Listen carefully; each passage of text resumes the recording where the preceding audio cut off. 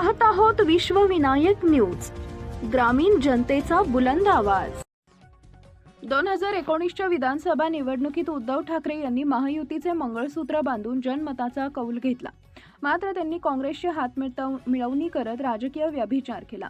आता त्यांचे 6 खासदार पक्षांतर नव्हे तर खऱ्या शिवसेनेत आले आहेत। ज्यांना आपले खासदार टिकवता येत नाहीत त्यांनी आता राज्यात दौरा करून काय उपयोग?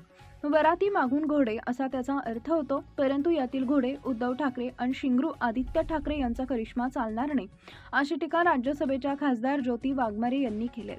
आदित्य ठाकरे आणि संजय राऊत खासदार यांनी कितीही आटापिटा केला तरी एकनाथ शिंदे यांच्या दाढीचं एक केसही वाकडे होऊ शकत नाही। नेहमी गद्दार म्हणून टीका करणारीच महागद्दार आहेत। संजय राऊत दुतोंडी गांडूळ आहेत। खरे गांडूळ तर शेती सुपीक करतात, मात्र राऊत यांच्याकडून युबाटाची जमीन नापीक करण्याचा प्रयत्न होतोय। त्यांच्या तोंडाला वेळीच कुलूप लावलं नाही तर शिवसेना उद्धव बाळासाहेब ठाकरे पक्षाच्या दरवाजाला आपोआप कुलूप लागेल।